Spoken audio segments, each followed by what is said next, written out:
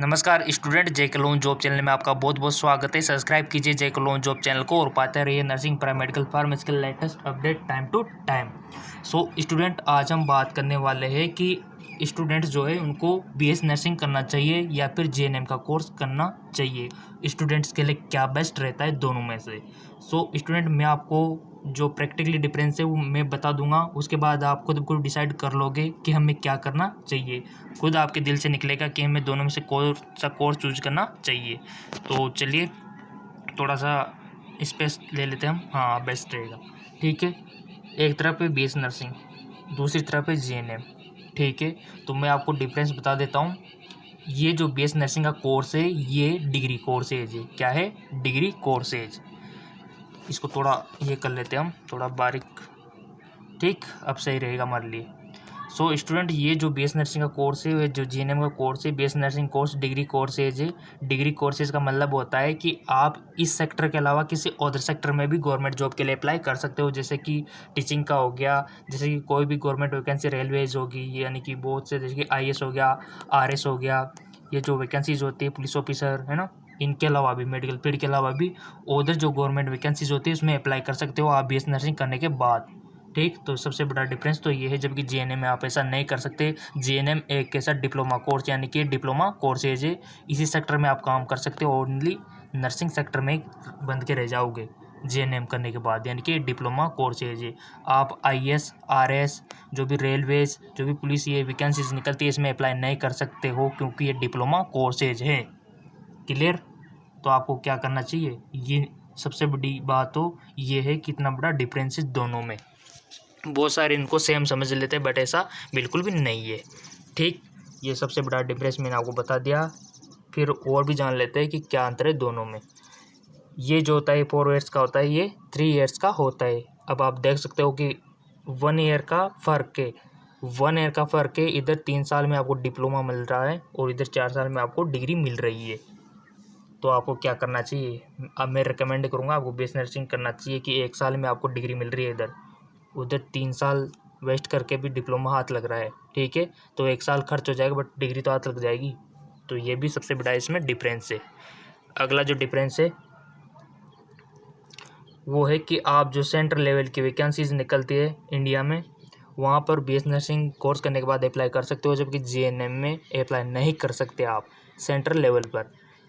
अगर फिर डिमांड भी आएगी तो फिर एक्सपीरियंस यहाँ पर मांगा जाएगा। 2 साल 5 साल जो भी है वो यहाँ पर मांग लिया जाता है जीएनएम वालों से, और बीएस नर्सिंग वालों से कोई एक्सपीरियंस नहीं मांगा जाता, ओनली डिग्री मांगी जाती है।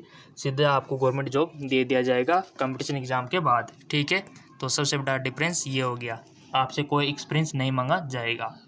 ठीक, तो ये भी क्लियर हो गया आपका। फिर और भी जान लेते हैं बीएस नर्सिंग और जीएनएम के बारे में।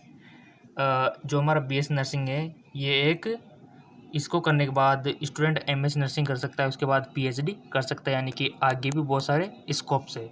और जो जीएनएम में इसके बाद ओनली पोस्ट बेस नर्सिंग कर सकता है, यानी कि बहुत टाइम लग जाएगा इसको डिग्री तक पहुंचने में। तो अगर आपको डिग्री चाहिए तो बीएस नर्सिंग चूज करें, डिप्लोमा चाहिए तो आप जीएनएम कर सकते हो। ठीक, और भी जानेंगे, बहुत सारे डिफरेंस है मैं आपको बताने वाला हूँ। इधर बीएससी नर्सिंग और इधर जीएनएम। बीएससी नर्सिंग कौन करता है? ओनली साइंस के स्टूडेंट। ठीक है, जीएनएम कौन करता है? आर्ट्स वाले भी कर सकते हैं। ठीक, यानी कि इसमें भीड़ ज़्यादा रहेगी, आर्ट्स वाले भी आएंगे, कॉमर्स वाले भी आएंगे और साइंस वाले भी आएंगे। तो सबसे बड़ी ये जो प्रॉब्लम है, यानी कि इसकी वैल्यू कम रहेगी। सीधी सी बात है कि आर्ट्स वाले भी कर रहे हैं तो वैल्यू कम हो जाएगी। ठीक, तो वैल्यू कम है तो फिर मज़ा नहीं आएगा ना। तो मैं यही कहूँगा, वैल्यू रखनी है तो फिर वैल्यू किसकी रहेगी?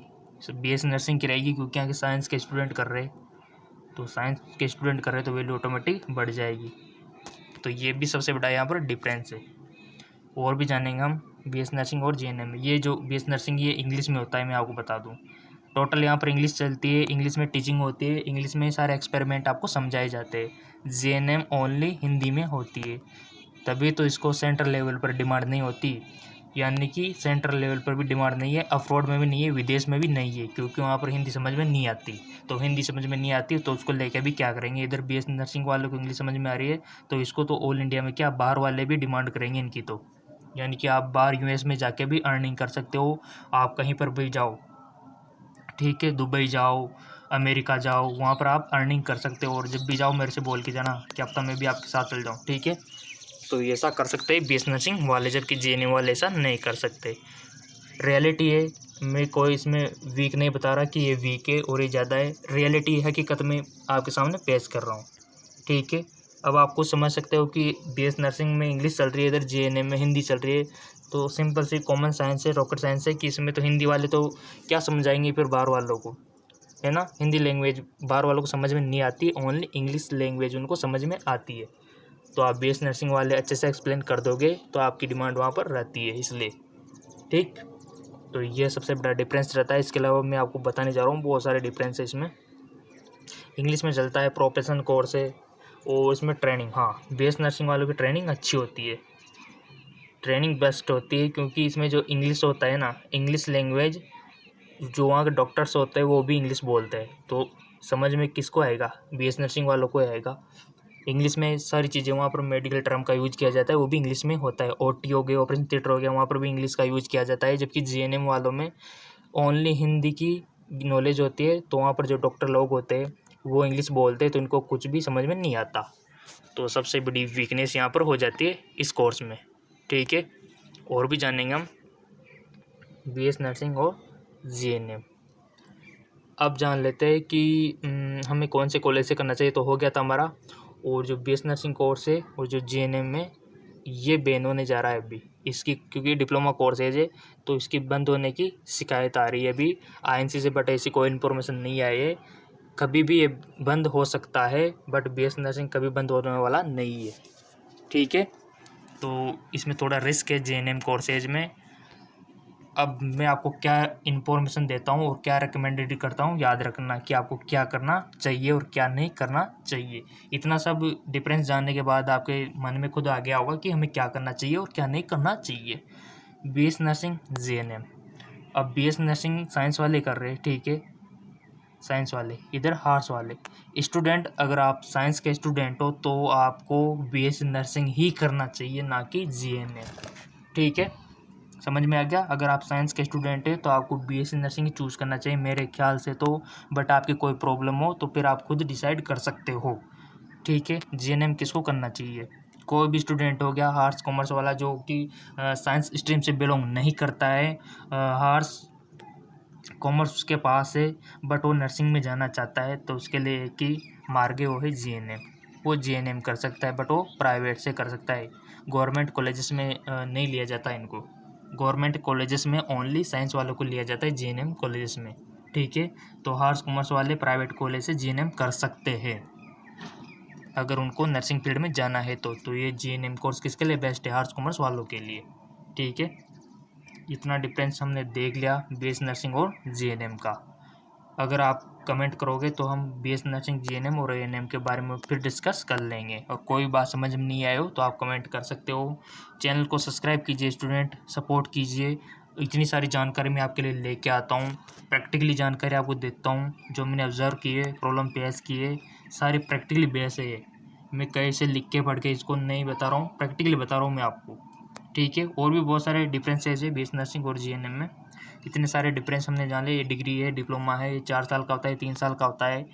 इसमें सेंट्रल लेवल की वैकेंसी आज हम अप्लाई कर सकते हैं, जैसे कि दिल्ली से निकल गई, कोई भी एमसीएम से निकल गई तो उनको अप्लाई कर सकते हैं, जबकि इसमें हम जीएनएम कोर्स में अप्लाई नहीं कर सकते, ठीक है। बीएस नर्सिंग वाले ऑल इंडिया में तो क्या, बाहर विदेश में भी अप्लाई कर सकते हैं, जॉब कर सकते हैं, जबकि जीएनएम वाले ऐसा नहीं कर सकते हैं, ठीक है। बीएस नर्सिंग में इंग्लिश स्टडी होती है, इसलिए इसको प्रोफेशनल कोर्स और बेस्ट कोर्स माना जाता है। इसमें हिंदी मीडियम पढ़ाया जाता है, तो ये अपने स्टेट पर सिमट कर रह जाता है इसकी जॉब और प्लेसमेंट, ठीक है। और बीएस नर्सिंग वाले जो अदर गवर्नमेंट एग्जाम है, जैसे कि आईएएस, आरएस, इसमें अप्लाई कर सकते हैं, जिला कलेक्टर बन सकते हैं, हाँ जी बिल्कुल, डिग्री कोर्सेज है। जबकि जेएनएम वाले ऐसा नहीं कर सकते, ओनली ये नर्सिंग फील्ड में ही अप्लाई कर सकते हैं।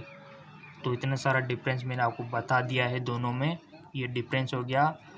अब आप खुद डिसाइड कर लो कि आपको क्या करना है। अब आप खुद ही कर लो कि हमें क्या करना है, किसी से पूछने की ज़रूरत नहीं है कि क्या करें क्या नहीं करें, ठीक है। तो चैनल को तो कर दीजिए सब्सक्राइब और वीडियो को कर दीजिए लाइक। इस प्रकार की नॉलेजफुल वीडियो आपको मिलती रहेगी। इसमें एडमिशन कैसे लेना है, कैसे एग्ज़ाम फाइट करना है, सारी जानकारी आपको मिलती रहेगी, बस आपके कमेंट की ज़रूरत है।